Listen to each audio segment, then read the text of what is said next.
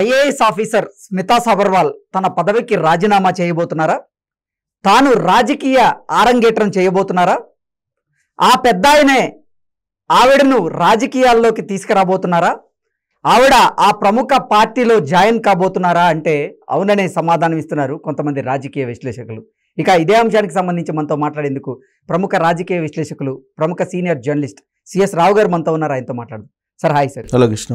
Sir, IAS officer Smita Sabharwal తన పదవికి రాజీనామా చేయబోతుంది. తాను రాజకీయాల్లో ఆరంగేట్రం చేయబోతుంది.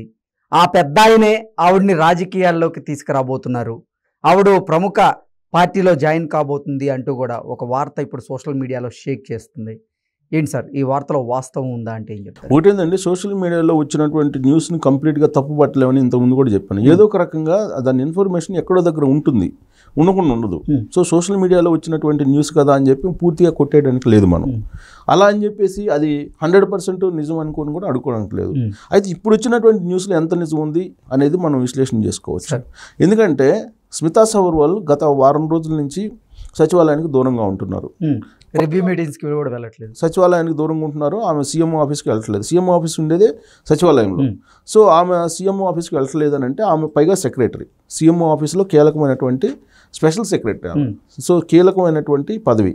సచివాలయంలో ఉండేటువంటి ప్రతి ఫైలు కూడా ఆమె చేతి మీద నుంచి ఆమె పరిశీలనలో, ఆమె పర్యవేక్షణలోనే నడవాలి.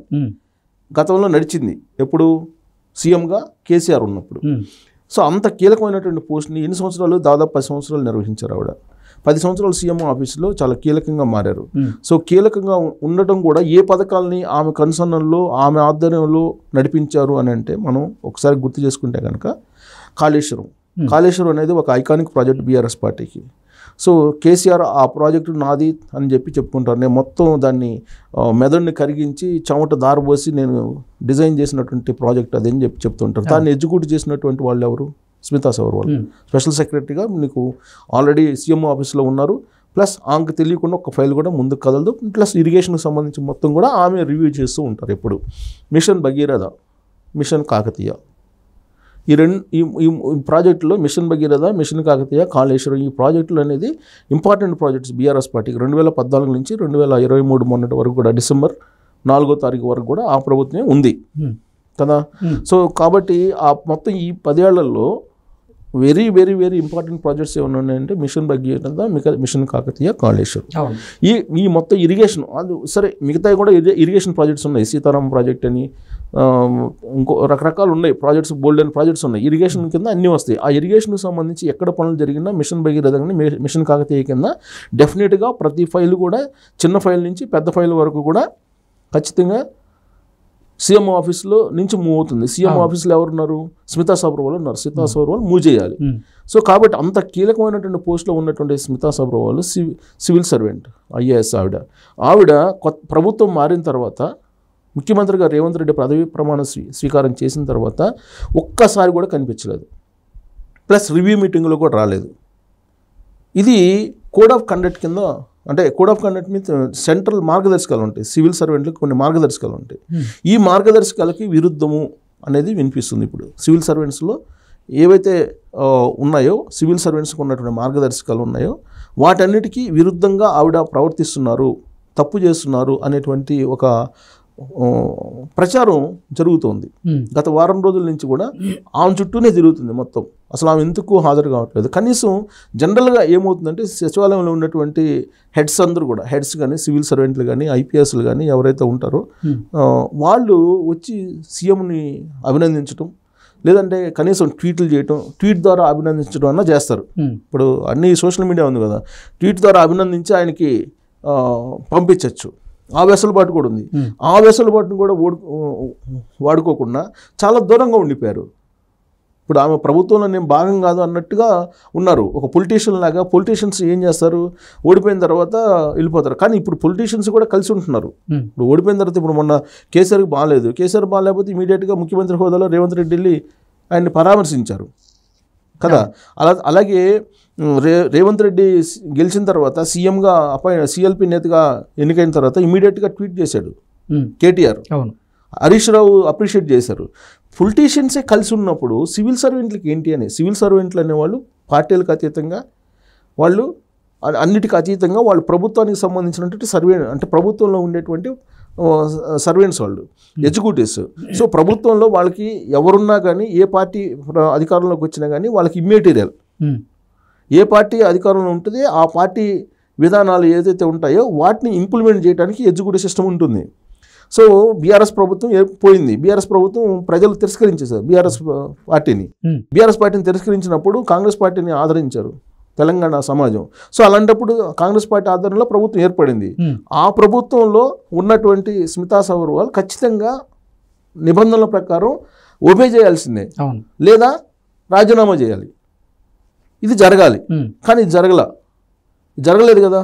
అంటే దాని అర్థం ఏంటి?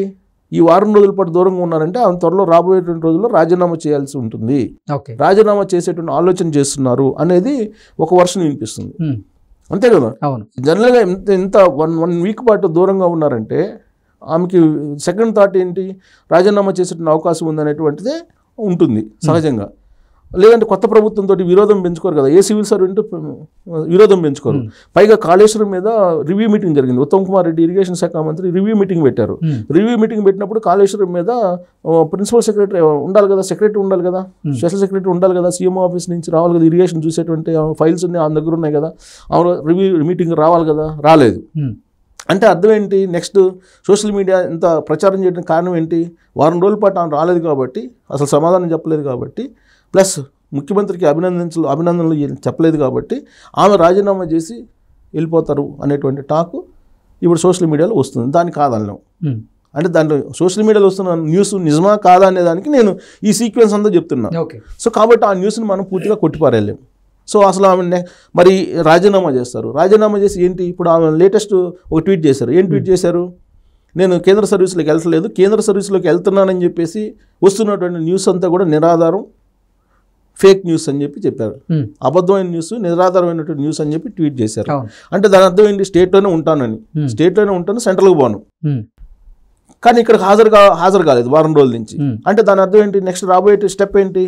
రాజీనామా చేసి రాజకీయాల్లోకి ఎంటర్ అయ్యే అవకాశం ఉందనేది ఇప్పుడు సోషల్ మీడియాలో జరుగుతున్న ప్రచారం. దాన్ని మనం కాదన్నాం. నెక్స్ట్ సీక్వెన్స్ అదే కదా, రాజీనామా చేసి రాజకీయాల్లోకి వస్తారు. ఎందుకు నేను ఆ మాట చెప్తున్నానంటే, సోషల్ మీడియాని పూర్తిగా కొట్టేలేను ఎందుకు చెప్తున్నానంటే, ఆల్రెడీ బీఆర్ఎస్ పార్టీ అధికారంలో ఉన్నప్పుడు పనిచేసినట్టు వెంకటరామరెడ్డి, మెదక్ కలెక్టర్, సంగారెడ్డి కలెక్టర్, ఆయన రాజకీయాల్లోకి వచ్చారు.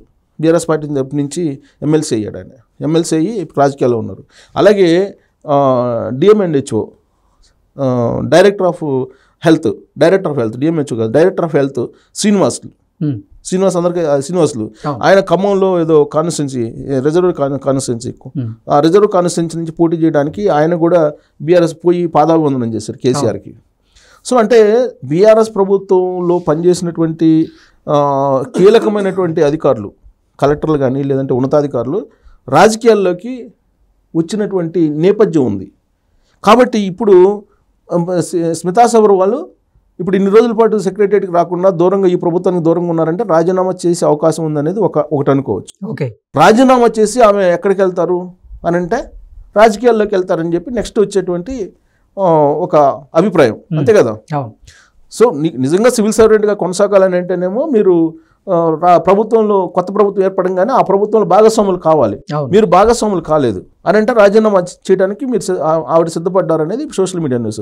రాజీనామా చేసి సివిల్ ఉద్యోగులు అంటే ఉన్నతాధికారులు ఎటు వెళ్ళారు? గత చరిత్రను చూసి రాజకీయాల్లోకి వెళ్ళారు. సో కాబట్టి స్మితా సబర్వాల్ కూడా రాజకీయాల్లోకి ఎంటర్ అయ్యేటువంటి అవకాశం ఉంది అనేటువంటి ఒక టాక్ అయితే క్లియర్గా వినిపిస్తుంది. ఓకే, రాజకీయాల్లోకి వస్తారు. రాజకీయాల్లోకి వస్తే ఆమె ఏంటి ఇప్పుడు రాజకీయాల్లోకి వస్తే నెక్స్ట్ ఏం చేయబోతారు అనే క్వశ్చన్ కూడా వస్తుందిగా. ఈ సమీప భవిష్యత్తులోనే లోక్సభ ఎన్నికలు. సో లోక్సభ ఎన్నికల్లో ఆమెని రాజకీయాల్లోకి దించాలని ఒక పెద్ద తలకాయ, ఒక కీలకమైనటువంటి పార్టీ, తెలంగాణలో అత్యంత కీలకమైనటువంటి పాపులర్గా ఉన్నటువంటి పార్టీ ఏదైతే ఉందో ఆ పార్టీకి సంబంధించినటువంటి చీఫ్ ఆమె చేత రాజీనామా చేయించి లోక్సభ ఎన్నికల్లో ఎంపీగా పోటీ చేయించాలి అనేటువంటి ఒక ఆలోచన చేస్తున్నాడు అనేది ఇప్పుడు మనకు తాజాగా వస్తున్నటువంటి సమాచారం. అంటే ఎంపీగా పోటీ చేయబోతున్నారు స్మితా సబర్వాల్ని ఎంపీగా దింపడానికి కీలకమైనటువంటి ఒక పార్టీ రెడీ చేసింది. అంటే ఆ పార్టీ వేరే పార్టీతో అలయన్స్ పెట్టుకుంటుందా లేదా ఇలాంటి చర్చ జరుగుతుంది ఇప్పుడు. అందుకే దాన్ని ఒక పార్టీ అని ఎందుకు చెప్తానంటే ఆ పార్టీని కూడా మెన్షన్ చేయగలను. కానీ ఆ పార్టీ ఒకవేళ పొత్తు పెట్టుకుంటే స్మితా సబర్వాల్ పొత్తు పెట్టుకున్నటువంటి ఇంకో పార్టీతో వెళ్తారనేది కూడా సందేహం ఉంది. సో కాబట్టి ఇప్పుడు స్మితా సబర్వాల్ దాస్ అండి, ఆవిడ పూర్తి పేరు స్మితా సబర్వాల్ దాస్. ఓకే, అందుకే ఆకునూరు మురళి ఒక ట్వీట్ పెట్టారు. ఏం పెట్టారు? కేంద్ర సర్వీస్కి వెళ్ళి సామాజిక వర్గాన్ని ఉపయోగించుకొని నెట్వర్క్ను ఉపయోగించుకొని కేంద్ర సర్వీస్కి వెళ్ళి సేఫ్గా ఉండాలని ప్రయత్నం చేస్తున్నారు ఆవిడ అని చెప్పి ఒక ట్వీట్ పెట్టారు ఆకునూరు మురళి, రిటైర్డ్ ఐఏఎస్. రాష్ట్ర సర్వీసుల్లో ఉన్నప్పుడు మీరు ఏ తప్పు చేయకపోతే మీరు కేంద్ర సర్వీసులకు ఎందుకు వెళ్తారు అనేటువంటి ఒక ట్వీట్ పెట్టారు ఆయన. ఆ ట్వీట్ని ఖండిస్తూ ఆమె పెట్టారు, నేను కేంద్ర సర్వీసులకు వెళ్ళట్లేదు అని వరుసగా ట్వీట్లు పెట్టారు ఆవిడ. సో అంటే కేంద్ర సర్వీసులకు వెళ్ళట్లేదు, ఇక్కడే ఉంటున్నారు. సో కాబట్టి ఇప్పుడు ఒక పార్టీకి సంబంధించి కీలకమైనటువంటి పెద్ద ఇచ్చిన డైరెక్షన్ మేరకు ఆమె రాజకీయాల్లోకి వస్తున్నారు అనేది ఇప్పుడు వినిపిస్తున్నటువంటి టాకు. వచ్చిన తర్వాత ఎక్కడి నుంచి పోటీ చేస్తారు, లేదా ఆ పార్టీ నుంచి పోటీ చేస్తారా, లేదా ఆ పార్టీ ఇంకో పార్టీతోటి ఇంకో నేషనల్ పార్టీతోటి పొత్తు పెట్టుకునే అవకాశం ఉందని చెప్పి వినిపిస్తుంది. ఆ పొత్తు పెట్టుకునే నేషనల్ పార్టీతోటి తరఫున స్మితా సబర్వాల్ని పోటీ చేపిస్తారా అనేది ఒక సందిగ్ధం ఉంది. అయితే ఎక్కడి నుంచి పోటీ చేసే అవకాశం, ఏ కాన్స్టిట్యూన్సీ ఏ లోక్సభ స్థానం నుంచి ఆమె పోటీ చేసే అవకాశం ఉంది అనే దాని మీద కూడా చర్చలు జరుగుతున్నాయి. కొంచెం లోతుగా వెళ్తే కనుక ఆ పార్టీలో సో ఆప్షన్స్ తీసుకుంటే కనుక స్మితా సబర్వాల్ రాజకీయాల్లోకి వస్తే ఇప్పుడు జరుగుతున్నటువంటి ప్రచారం ప్రకారం ఫస్ట్ సికింద్రాబాద్ నుంచి పోటీ చేసే అవకాశం ఉంది లోక్సభకి అనేది ఒకటి వినిపిస్తుంది. ఎందుకంటే తలసాని శ్రీనివాస్ యాదవ్, అలాగే కిషన్ రెడ్డి, వీళ్ళందరూ పెద్ద పెద్ద పార్టీల నుంచి ఎంతోమంది ఉండొచ్చు. ఇప్పుడు కిషన్ రెడ్డి బీజేపీ. సో రాబోయేటువంటి రోజుల్లో పొత్తు ఇవన్నీ వాటి ఉంటాయి కదా, ఉండేదాన్ని బట్టి ఈమె ఏ పార్టీలో ఉంటారనేది ఒకటి. రెండు, కాన్స్టిట్యున్సీ అయితే చెప్తున్నా, పార్టీ ఏదైనా సరే కాన్స్టిట్యున్సీ మాత్రం చెప్తున్నా. పార్టీ ఏదనేది నెక్స్ట్ మనం కొంత టైం తీసుకుని ఇన్ఫర్మేషన్ బట్టి చెప్పొచ్చు. సికింద్రాబాద్లో ఎందుకు ప్రయారిటీ స్మితా సబర్వాల్ అంటే అక్కడ నార్త్ ఓట్ బ్యాంక్ ఎక్కువ ఉంటుంది, నార్త్ ఓట్ బ్యాంక్. సో కాబట్టి నార్త్ ఓట్ బ్యాంక్ ఎక్కువ ఉంటుంది కాబట్టి ఈమె అట్రాక్ట్ చేస్తారనేది ఒక ఈక్వేషన్. అందుకే సికింద్రాబాద్ ప్రయారిటీ. రెండు, ఒకవేళ సికింద్రాబాద్ కాకపోతే మల్కాజ్గిరి ఎందుకనంటే మల్కాజ్గిరిలో అక్కడ రేవంత్ రెడ్డి ఉన్నారు. రేవంత్ రెడ్డి కాన్స్టిట్యున్సీ, రేవంత్ రెడ్డి ఆల్రెడీ రాజీనామా చేశారు. సో ఇప్పుడు అక్కడ రేవంత్ రెడ్డి పోటీ చేసి గెలిచిన దగ్గరనే స్మితా సబర్వాల్ని దింపి గెలిపించాలి అనేది ఆ పార్టీ యొక్క లక్ష్యం. రేవంత్ రెడ్డి మీదనే, రేవంత్ రెడ్డి సీఎం కాగానే ఈమె వెళ్ళట్లేదు కదా సెక్రటరియట్కి. కాబట్టి రేవంత్ రెడ్డి ఎక్కడైతే మల్కాజ్గిరిలో ఎంపీగా ఉండి రాజీనామా చేశాడో అదే లోక్సభ నుంచి స్మితా సబర్వాల్ని గెలిపించి లోక్సభకు పంపించాలనేది ఆ పార్టీలో ఉండేటువంటి పెద్ద ఆయన యొక్క లక్ష్యం అని టాక్. థర్డ్ ఆప్షన్ ఏంటి? నిజామాబాద్. Third option Nizamabad. ఎందుకు నిజామాబాద్? అక్కడ నార్త్ మొన్న జరిగినటువంటి అసెంబ్లీ ఎన్నికల్లో నిజామాబాద్, ఆదిలాబాద్లో ఎక్కువగా అసెంబ్లీ స్థానాలు వచ్చాయి. ఏ పార్టీకి వచ్చినాయి? ఎక్కువగా బీజేపీకి వచ్చినాయి. సో బీజేపీకి వచ్చినాయి కాబట్టి అక్కడ నార్త్ ఓట్ బ్యాంక్ని చీల్చడానికి లేదా నార్త్ ఓట్ బ్యాంక్ని అట్రాక్ట్ చేయడానికి నిజామాబాద్కి స్మితా సబర్వాల్ని థర్డ్ ఆప్షన్ కింద అక్కడ పంపించేటువంటి ఆలోచన చేస్తున్నారనేది ఇంకో టాక్ నడిపిస్తుంది. ఇవన్నీ కూడా ఈ కాన్స్టిట్యున్సీలు ఎక్కడి నుంచి ఆమె పోటీ చేయబోతున్నారు అనే దానికి అలయన్స్ అనేది ఒకటి ఉంది. ఈ అలయన్స్ కనుక క్లారిటీ వస్తే అప్పుడు ఆమె ఎక్కడి నుంచి పోటీ చేయబోతున్నారు అనేది కూడా ఒక ఒపీనియన్కి మనం రావచ్చు. ఈ ప్రచారాన్ని అయితే మనం కొట్టిపారేయాలి. ప్రస్తుతానికైతే ఆ రాజకీయాల్లోకి రావడానికైతే ఫిక్స్ అయిపోయారు అనేది వినిపిస్తున్నటువంటి ఒక పెద్ద టాకు. సో దాన్ని పూర్తిగా మనం కాదన్నాం సోషల్ మీడియాలో ఉండేది. సో అంటే ఈ రోజుల పాటు, వారం రోజుల పాటు దూరంగా ఉన్నారంటే నెక్స్ట్ స్టెప్ రాజీనామా చేయటం. రాజీనామా చేసి ఎక్కడికి వెళ్తున్నారు ఇప్పుడు? ఉన్నతాధికారులు రాజకీయాల్లోకి వెళ్తున్నారు. రాజకీయాల్లోకి వెళ్తే ఆమె ఎక్కడి నుంచి లోక్సభ నుంచి పోటీ చేయాలి, లోక్సభ నుంచి ఎక్కడి నుంచి పోటీ చేస్తారంటే ఇది. ఓకే, మనం వ్యూవర్స్ కింద కమెంట్స్ పెడతారు సార్ ఖచ్చితంగా, ఆ పెద్ద తలకాయ ఎవరు, ఆ పెద్ద ఆయన ఎవరు, ఆ పార్టీ ఏంటి అని పెట్టాలి కూడా, వాళ్ళకి కూడా అర్థం కావాలి. కాకపోతే ఆ పెద్ద ఆయన ఎవరనేది నాకు తెలిసినంత వరకు వ్యూవర్స్కి అర్థమైపోద్ది. సో అసలు రాజకీయాలకు వస్తారు రావడానికి కూడా వాళ్ళు పెట్టచ్చు. ఎందుకంటే మొత్తం ఈ వారం రోజుల నుంచి జరిగినటువంటి మొత్తం చెప్పాం కదా మనం, వాళ్ళు వ్యూవర్స్కి బ్రహ్మాండమైనటువంటి option. Okay okay sir, thank you so much. Thank you.